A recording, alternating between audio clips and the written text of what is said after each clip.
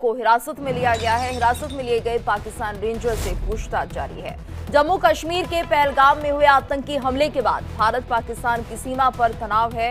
आतंकी हमले को लेकर भारत ने भी कड़ा रुख अपनाते हुए पाकिस्तान के खिलाफ कई बड़े फैसले लिए हैं। तो सीमा पर दोनों देशों के तनाव के बीच राजस्थान के श्रीगंगानगर के पास भारतीय क्षेत्र में घुसपैठ करने की कोशिश कर रहे एक पाकिस्तानी रेंजर को बीएसएफ ने पकड़ा है। इस घटना के बाद राजस्थान में भारत पाकिस्तान की सीमा पर सुरक्षा बढ़ा दी गई है और बीएसएफ ने निगरानी और पूछताछ तेज कर दी है। तो हिरासत में लिए गए एक पाकिस्तान रेंजर से पूछताछ जारी है और उम्मीद जताई जा रही है कोई बड़ा खुलासा इससे हो सकता है। तनाव के बीच भारत पाकिस्तान बॉर्डर पर एक्शन दिख रहा है। तैनाती यहां पर जवानों की बढ़ा दी गई है।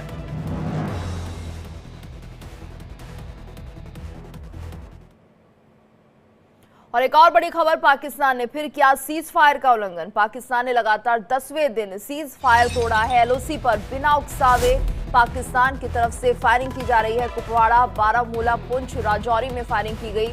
मेंढर, नौशेरा, सुंदरबनी और अखनूर में गोलीबारी की गई। भारतीय सेना ने करारा जवाब दिया है। तो पाकिस्तान ने 10वें दिन सीज फायर का उल्लंघन किया। एलओसी पर बिना उकसावे के पाकिस्तान की तरफ से फायरिंग हो रही है। और ज्यादा जानकारी के लिए बात करेंगे संवाददाता रमन सैनी से। रमन, तो लगातार जो पाकिस्तान की नापाक हरकत है एक बार फिर से शुरू हो गई है। सीज फायर का उल्लंघन वो कर रहा है, आखिर किस बात का डर है या क्या कुछ साबित करना चाहता है पाकिस्तान?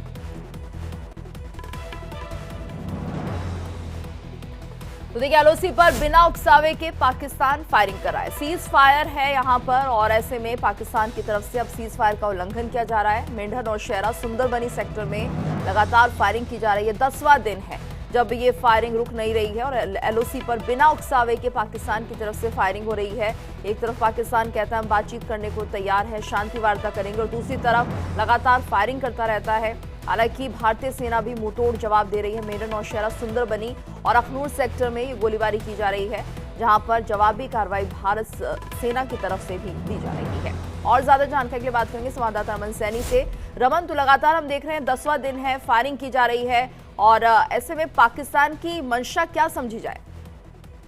जी हाँ, देखिए, लगातार 10वें दिन से जब से ये पहलगाम का आतंकी हमला हुआ है उसके बाद 10वें दिन ये है जब पाकिस्तान की तरफ से अनप्रोवोक्ड सीज फायर वायलेशन किया जा रहा है। और बीती रात जो है वो 8 जगहों पर सीज फायर का वायलेशन पाकिस्तान की तरफ से हुआ है, जिसमें कुपवाड़ा, बारामूला, पुंछ, राजौरी, मेंढर, नौशेरा, सुंदरबनी और अखनूर का जो इलाका है वहां पर छोटे हथियारों के साथ भारतीय सेना की चौकियों को निशाना बनाते हुए फायरिंग की गई है। इसके पीछे मंशा साफ है कि पाकिस्तान जो है वो अब भारतीय सेना को प्रवोक करने की कोशिश कर रहा है कि भारतीय सेना कोई कड़ी कार्रवाई करे और उसके बाद वो दुनिया भर में ये चिल्लाता हुआ घूमे कि देखिए भारतीय सेना हम पर जो है वो फायरिंग कर रहे हैं, हमारे सिविलियंस को निशाना बना रहा है। साथ ही साथ में इन सभी जगहों पर पाकिस्तान को इस बात को लेकर भी डर है कि रात के अंधेरे में भारतीय सेना जो है वो लाइन ऑफ कंट्रोल में घुसकर किसी तरीके से भी पाकिस्तान को नुकसान पहुंचाने की कोशिश कर सकती है, वहां पर कब्जा करने की कोशिश कर सकती है। इसीलिए भी पाकिस्तान जो है वो अपनी तरफ से ये अलर्ट दिखाने की कोशिश कर रहा है। इसलिए हम देख रहे हैं कि पिछले 10 दिनों से लगातार युद्ध विराम का उल्लंघन हो रहा है। 24 तारीख से युद्ध विराम का उल्लंघन की शुरुआत जो है वो पहलगाम हमले के बाद हुई थी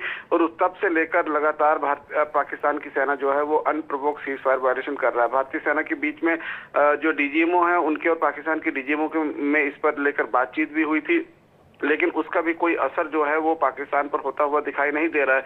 इसका मतलब साफ है कि पाकिस्तान जो है एक तरफ अपनी तैयारियां दिखाने की कोशिश कर रहा है, दूसरी तरफ भारतीय सेना को जो है वो लगातार प्रवोक करने की कोशिश कर रहा है।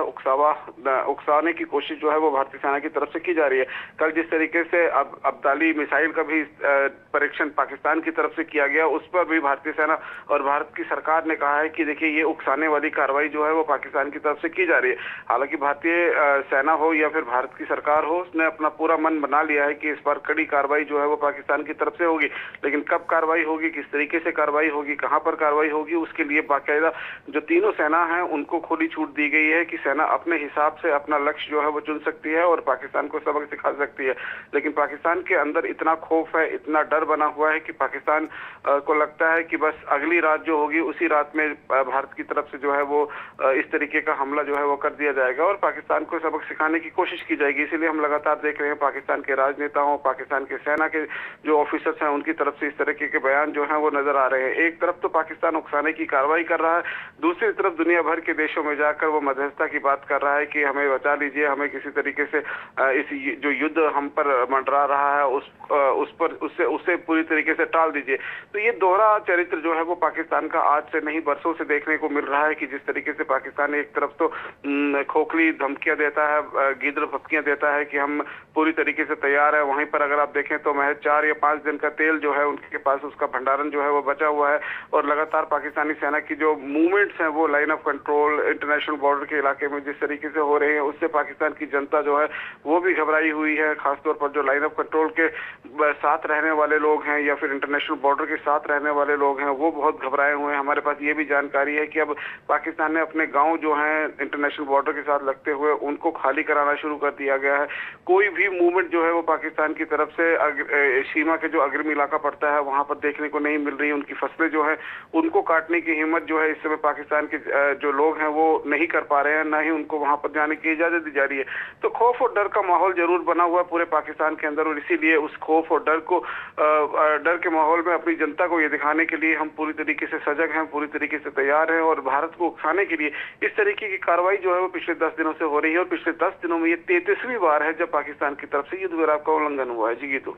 बिल्कुल रमन, और ये देखिए जैसे कि आप कह रहे हैं उकसावे की कार्रवाई, हालांकि पाकिस्तान को पता है कि वो अगर भारत को उकसाता है तो उसे किस तरह से इसका खामियाजा झेलना पड़ेगा, लेकिन उसके बाद भी पाकिस्तान अपनी हरकतों से बाज नहीं आता और लगातार इस तरह की घटनाएं होती रहती है। सीज फायर का उल्लंघन पहले भी होता रहा है जब दोनों देशों के बीच अच्छे संबंध होने की बात कही जाती थी और आज भी ऐसा हो रहा है जब जाहिर सी बात है और ऐसे में भारतीय सेना भी मुंह तोड़ जवाब दे रही है। जी हाँ, बिल्कुल गीतू, आपने सही कहा कि ये पहली बार नहीं है जब पहलगाम हमले के बाद इस युद्ध विराम की शुरुआत हुई हो। उससे पहले भी हमने देखा कि युद्ध विराम का जो उल्लंघन है पाकिस्तान की सेना लगातार करती रही। इसकी शुरुआत अगर इस साल हम देखें तो 1 अप्रैल से शुरुआत हुई थी जब पुंछ के जो सलोत्री का इलाका पड़ता है वहां पर बैट टीम को जो है वो पाकिस्तान ने अंदर घुसपैठ करवाने के लिए इस तरीके के युद्ध विराम का उल्लंघन किया था। अपनी 2 सेना की चौकियों से भारतीय सेना की चौकियों को निशाना बनाया था। हालांकि जब बैट की टीम भारतीय सीमा के अंदर दाखिल हो रही थी तो उनका पांव जो है वो एक माइन पे पड़ गया था और उसमें 4 से 5 पाकिस्तानी सेना के जवान और आतंकियों की जो है वो मौत हो गई थी। तो इसके बाद भी अगर आप देखेंगे तो पाकिस्तान की नापाक हरकतें लगातार जारी हैं और उसे मालूम है कि भारत को उकसाना जो है उसे महंगा पड़ सकता है, लेकिन उसके लिए अभी एक मजबूरी बनी हुई है कि अपनी जनता को ये बताने के लिए कि देखिए हम पूरी तरीके से सजग हैं, इसीलिए हम पूरी रात जो है वो फायरिंग की घटनाओं को अंजाम दे रहे हैं। और जब भारत की सेना की तरफ से कड़ी कार्रवाई होगी तो फिर एक बार पाकिस्तान जो है वो अंतर्राष्ट्रीय समुदाय में जाकर चिल्लाना शुरू करेगा कि हमें बचाइए, भारतीय सेना जो है वो लगातार हम पर फायरिंग कर रही है, हमारे सिविलियंस का जो है। बिल्कुल, यानी रमन ये माना जाए कि अभी इसी तरह से सीज फायर का उल्लंघन पाकिस्तान करता रहेगा, हालांकि भारतीय सेना पूरी तरह से मुस्तैद और मुंह तोड़ जवाब दे रही है। धन्यवाद आपका इस पूरी जानकारी के लिए।